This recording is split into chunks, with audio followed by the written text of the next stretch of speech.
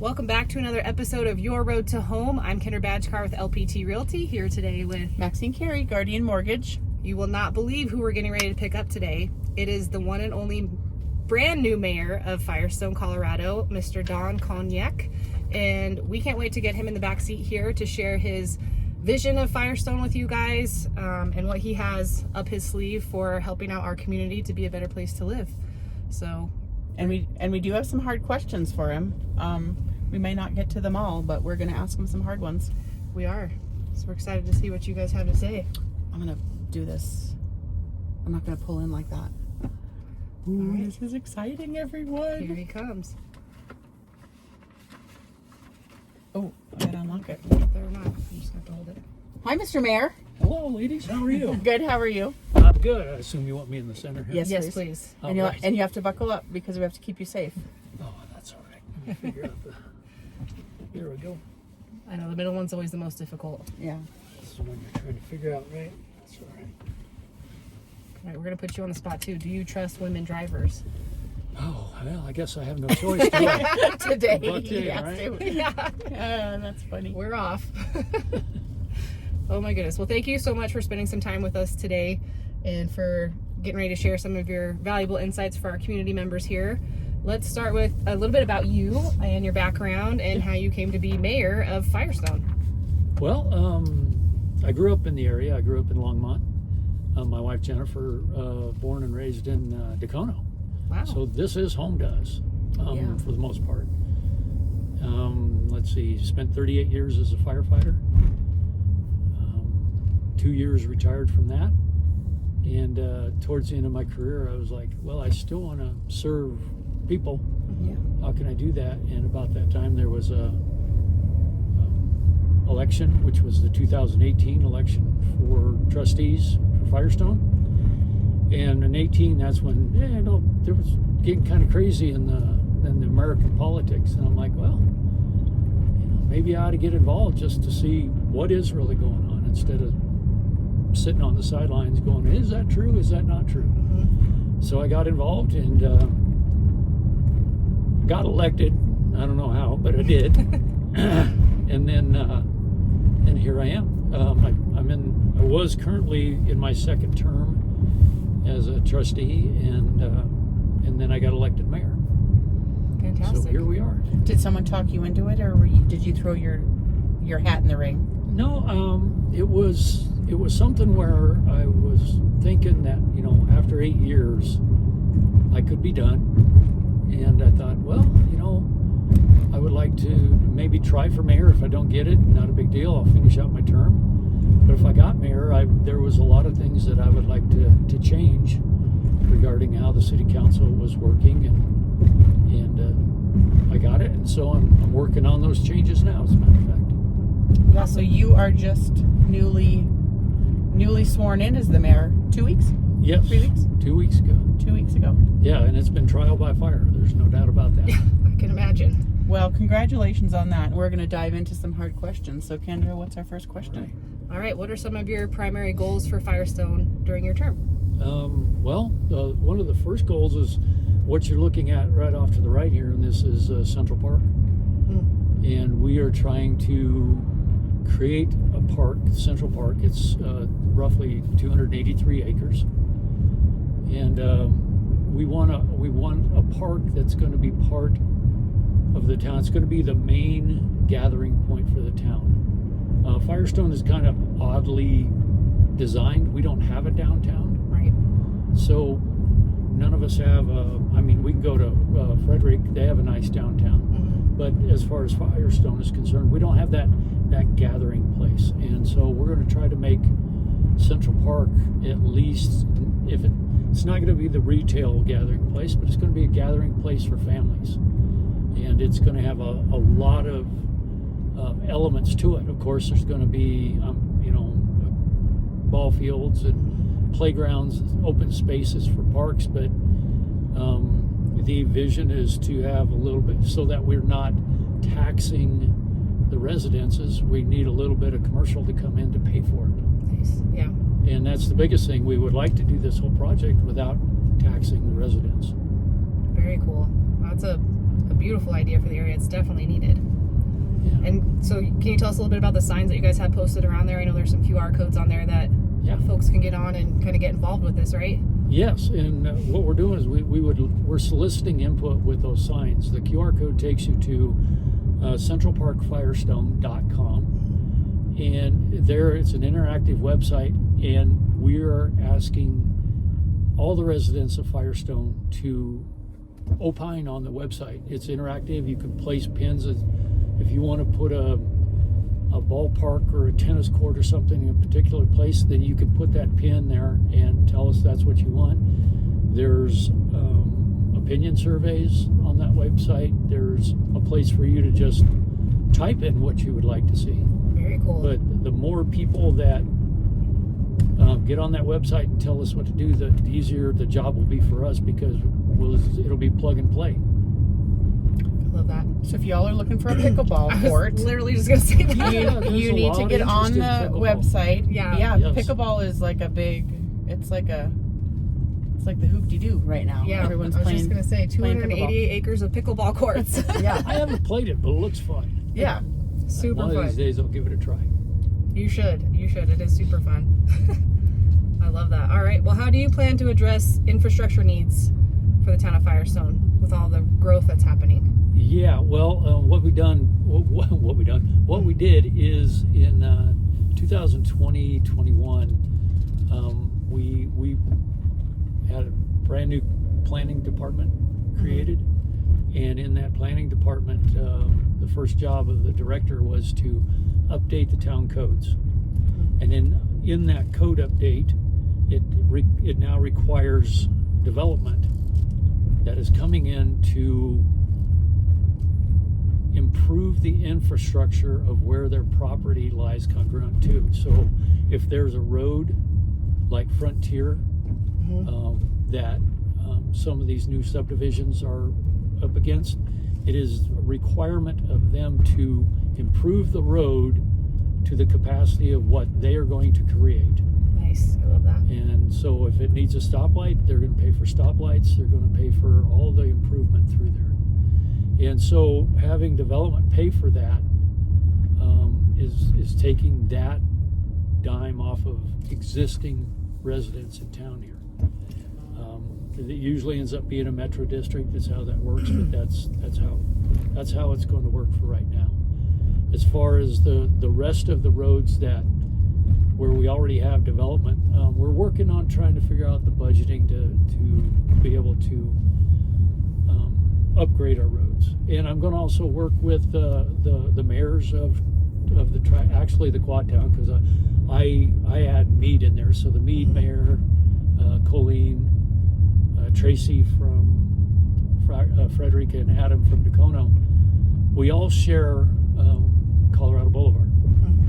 And so I'm getting a coalition of us 4 mayors together so that we can go petition the state and the county for some regional dollars to improve Colorado Boulevard. That's one project. Awesome. So since you brought that up, the Meade, because Meade isn't technically part of the Carbon Valley or Tri-Town, Right. but I know Firestone always wants to include Meade. So is Meade more willing to play and sort of get involved with the community? Because there's more things, Meade. There's a lot of things that Meade takes advantage of out in the Carbon Valley. Well, yeah. Well, they are a neighbor of ours. Yes. We butt up right against them, and we're going to be a good neighbor. And Okay, good. so, yeah, Colleen and I have known each other for many, many years before our political careers, and so we're willing to work together and do some things that maybe we couldn't do in the past. That's great. And that's the same with Tracy and Adam. I've talked with them, and we're going to get out of this singularity of towns and maybe work together Yes. on some of these bigger projects, I'm so happy to hear that. because that's the logical way to go. You've heard it here, everyone. Yes. They are going to work together, because I know that in the past, that has been something that's been out there. So that's great. It's great. We're gonna attempt. How's that? We're gonna give it our best shot. I like that. We'll take that. Yeah, That's right. a big step forward. That is a big step forward. That's awesome. Very cool. I was just going to ask on Colorado Boulevard, is that more of a resurfacing upgrade, or are we trying to widen that, or what does that project look like? Because I know Colorado Boulevard affects all of us out here. Well, right now, I know that, and I'm speaking for Frederick, but everybody knows that there's that intersection and some drainage work that's going on right now. Yeah. And so that Bella Rosa Pinecone intersection is going to get expanded, kind of like what Tipple did. Oh, great. So that's going to be done. I think it's going to be this summer, but I know the drainage they're working on right now, and so that's so that that intersection doesn't flood when we get the big rains. Nice. So that's all part of that project that Frederick is doing. And so, yeah, but as far as, we're not too far into the future. I would say within 10 years or less, Colorado's going to have to be expanded. If you sit at the light at Pinecone and Colorado between 3 and 4:30, you know it has to get expanded. It's very, very long at that light. Yeah, absolutely. Awesome. Well, that's exciting news. What strategies do you have in place to support local businesses and help stimulate some of our economic developments out here? Well, I know our economic development coordinator, Paula Melee, she is really good at her job, and she's been working to get some new businesses here, and also how do I want to say, proactive in getting the word out that Firestone is open for business. Awesome. One of the other things that we're doing, in fact, I leave tomorrow for Las Vegas. There's the International Shopping Center Convention, which you don't see many shopping centers anymore, but what that convention is it's the biggest retailer convention in the United States, and this is where retailers go and talk to each other and talk with developers to see what can be done, and we're trying to woo some businesses into Firestone. Very cool. So Mayor Pro Tem Frank Jimenez and myself will be going out there along with the town manager, our economic development coordinator, and a couple of other people. Awesome. That's exciting. How many days will we be out there for? It'll be, I think it's a 2.5-day event. Okay. Yeah. Awesome. That's exciting. How do you intend to involve the community in decision making? I know that was kind of one of your plugs for your campaign this year. Yeah. What we're doing right now, a perfect example is the Central Park. Yeah. We are trying so hard to get that word out that please go to that website. Please let us know what you want. And it's working. We're getting really good feedback on that website. I was going to ask you that. Like, can you tell what kind of interaction you've been having thus far? The first month we had it up, we actually had like well over 1,000 people. Oh wow! And that's just good news for us. Yeah. I would like to see 18,000. I mean, our total population. Now, granted, kids are in there too, but kids can go on there too. Why not? Yeah. And say, hey, I want a splash pad, or I want some jungle gym, or something like that. But we want everybody to opine. How long is that map going to be active for? I know it's going to be active for at least most of the summer. Okay. I may be wrong on that, but I'm almost positive of that. If not, I'll ask for it to be active, because the planning process is going to be quite a while yet, and I would like to have that as active as long as the planning process is going. It just makes sense. Right. The other thing about what I want to get people involved is I've done a couple things that you're going to see coming up in June. The first one is, I don't know if either one of you remember the Firestone Voice. It was a little paper that the town of government of Firestone brought out bi-monthly, and I'm bringing that back. It'll be slightly different in its format, but it's little snippets of what's going on around the town. Very cool. And it's going to be mailed to your mailbox. So it's going to be something that you if anything, you're going to have it in your hand before you throw it away, and maybe something will catch your eye. Right. Yeah. Okay. There'll be a section. It's called the Mayor's Perspective of what I'm seeing not only in town but from the county and state, things that may affect us, like the state legislature just enacted denser zoning in transportation areas, and that's an edict down to the town. So they're taking away our ability to do our own land use, but that's going to affect us, and this will be a way I can tell people that it's going to affect us. Nice. Another portion is we're going to have Government 101.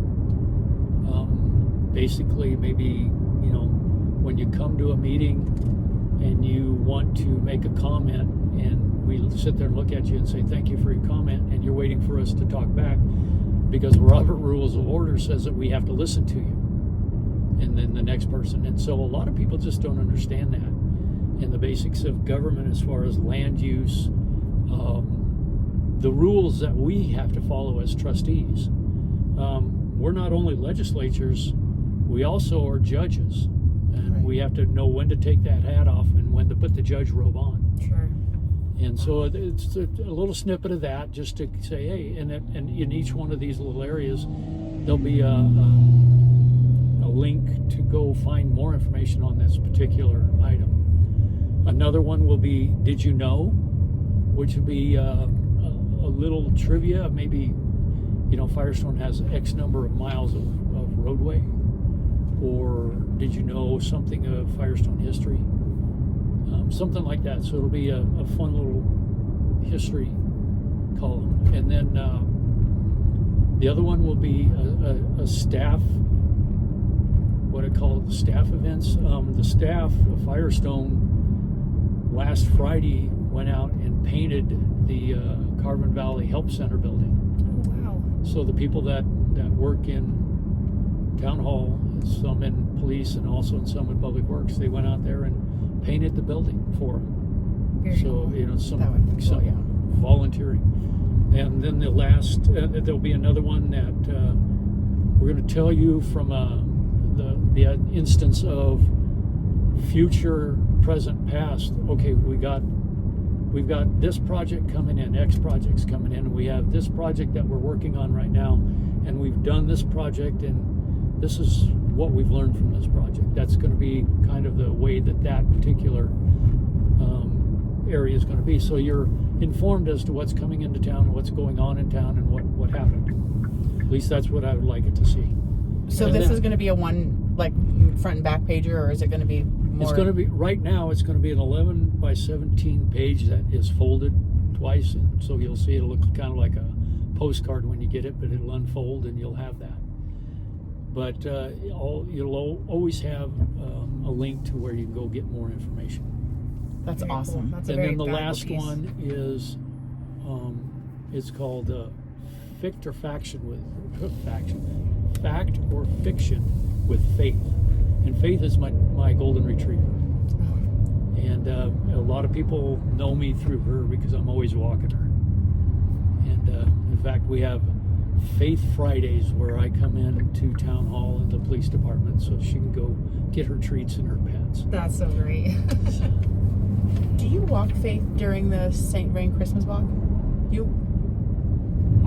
I don't walk Faith, but I play the big guy in red Saturday nights for the St. Vrain Christmas walk. Oh, that's I'm good to actually, know. my wife and I and Colette and Mike Ringhand are the original founders to the walk. Oh, no way. I didn't know that. Yes.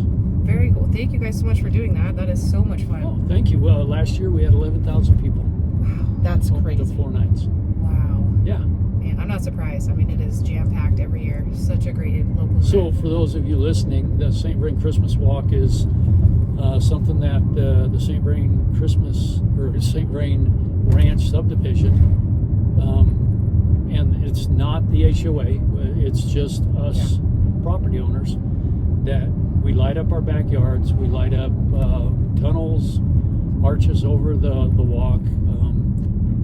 We play there's Santa Clauses on Friday and Saturday night, and we give away hot chocolate, hot cider, and cookies. I think last what was it, 210 gallons of hot chocolate was given away.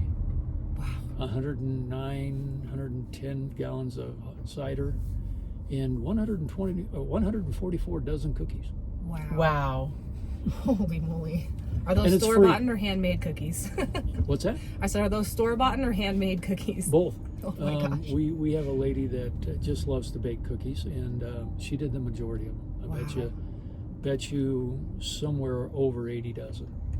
Wow, that's crazy. Yeah. I'm going to give you guys a fun tip for that. Go to the actual St. Freedom Walk with the Santas there and all the fun stuff, but then the week after, right before New Year's, take your kids out there on their scooters and just let them go, because the lights are still up even after Christmas through New Year's, and they will have a blast. We did that this year for the first time. It was super fun. It was just a free runway full of lights.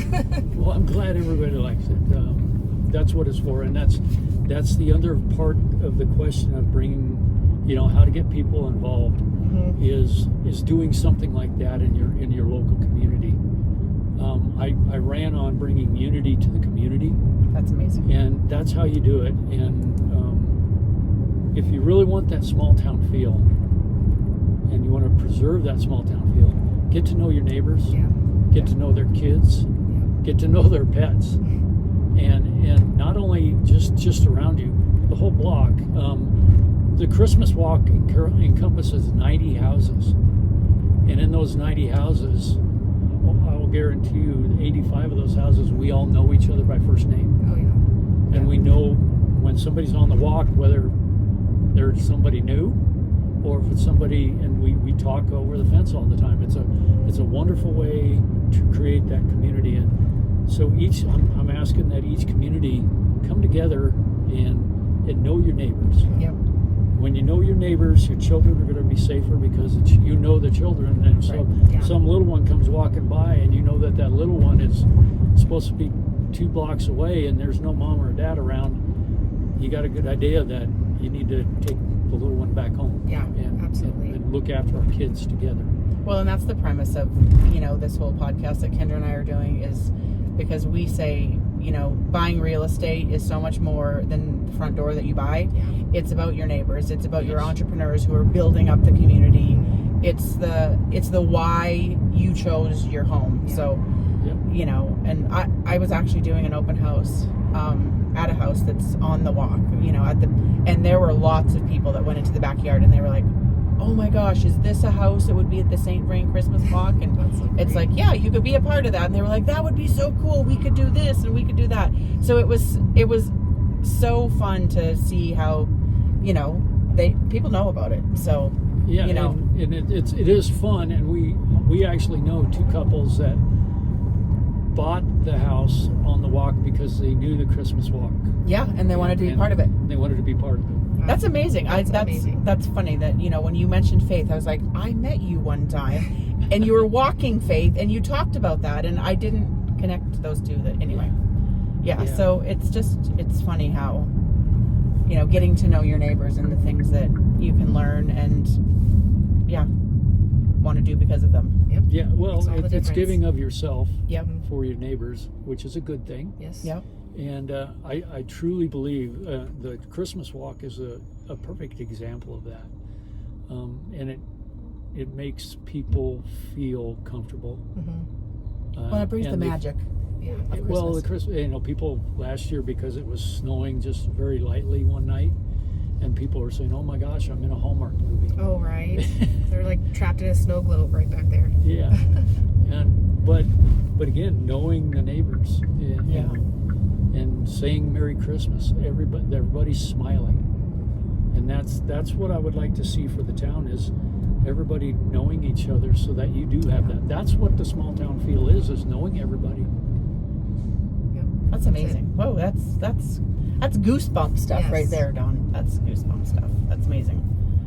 You shared a really awesome quote with us before we got in the car together about kind of everything that's behind you and your campaign as mayor and what your vision is. Can you share that with everybody? Because that was amazing. Well, my vision is, again, bringing this town together to make it feel like a small town. Even though we are growing, you can still make it feel like a small town. Yeah. Right. But one of the things that I always look at before I get up on the dais, however you want to pronounce it, as mayor for the meetings is, or when I'm talking with you, anybody I'm talking with, is a quote by Thomas Sowell, a brilliant economist, but he does some socialists or not, sociologists. Thank you.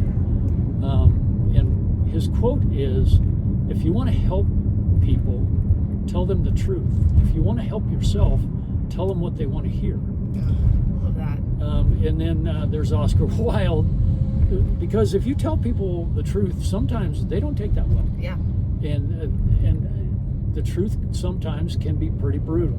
Right. So I've learned to temper that a little bit with Oscar Wilde's quote, which is, when you tell people the truth, make them laugh or smile. For if you don't, they'll surely kill you. And I've had some times when I've told people the truth, especially when it was a political truth, where they did not react well. And so I'm like, okay, I've learned my lesson there. I got to make them laugh now at the same time. But my thing is very much as much transparency as possibly could be out there, and the truth. And I don't have a problem with it. And if the truth doesn't make me look good, or if it doesn't make the town look good, that's okay. I would rather tell you the truth than anything of any type of a cover-up. A cover-up makes it work so much worse. Yeah. And the town manager, the town staff, the board, they know that I'm not for that. We will be as open as we possibly can, and we tell people the truth. Love that. That's amazing. It was amazing. Well, we like to, towards the end of our podcast, do some rapid fire fun questions just to get to know you a little bit better. So we'll go ahead and get rolled into that. What is your favorite restaurant out here in the Carbon Valley? Oh, that's not nice. You can do top 3. Yeah. You can do top 3. Yeah. Well, or top 10. You know what? Yeah. we eat a lot of restaurants. I don't know. I think we've been to all of them. One that we frequent the most, well, not the most, but more often, is Hacienda Jalisco. Oh yeah. Right over here. Yeah, right by the King Supers. Wow, we could go into categories, whether it's fast food or sit down. Let's see, what's another one? Peppers. People always see me at Peppers because I meet people there to talk at Peppers. Yep. Angie, one of the managers that's there, she knows me well. She has your order ready for you. Yeah, pretty much. Let's see, for breakfasts, Gabe's and Maggie's was always good. I'm always at one of those. So those are the good ones. The fast foods, they're there. I'm a Wendy's guy. I'm a Chick-fil-A guy. We know we're getting a Chick-fil-A, so I'm happy about that. We're all happy about that. Yeah. Yes. Awesome. Are you a podcast listener or a book reader? Both. Oh, all right. I'm a voracious reader. If I read everything. That's awesome. And I listen to podcasts all the time. Yeah. What's one of your favorite books you've read recently? A book or book? Yeah. Oh wow. Let's see. Actually, the one I'm reading right now is Government Gangsters by Kash Patel. Wow. Which is eye-opening, and I definitely don't want to go into that realm. Yeah. I don't want us anywhere near what he's talking about. But also the Dan Brown books are some of my favorites. I like the Wild Goose Chase history stuff. Nice. I'm a history buff. World War II history is, I'll stop if I see something World War II history. Very cool. Do you have a favorite sport? Football. Football? I played high school and college football. Oh, very cool. Yeah. Are you a Bronco fan then, or are you an out-of-state fan? No, I'm a sad Bronco fan right now. Right. They're having some issues, but hopefully Sean Payton will get things squared away. And unfortunately, when Pat Bowlen started losing it, that's when that team was going down, and it was his leadership. It truly was. Yeah. Last question. What's your favorite thing to do in the area on the weekends or in your free time? Be outside. Yeah. I love working in my yard. I golf in a men's league on Saturdays at Bella Rosa. Nice. Or the neighborhood, we get together and We got cornhole boards, so we'll play some cornhole or just go fishing. Whatever it is outside, that's what I want to do. That's amazing. Love that. Well, Dawn, you are a breath of fresh air for the Carbon Valley, and we Yes. are super glad that you took the time with us today. So I want to say thank you very much. This is an honor to have been interviewed by the two of you, and when I saw your first, or the one with Jenna, I was like, this is very interesting. I'm game on this one. yeah, that's awesome. Well, we like I said, sure do appreciate your time, and we look forward to seeing you all on your next road to home. All right. Bye Bye. for now.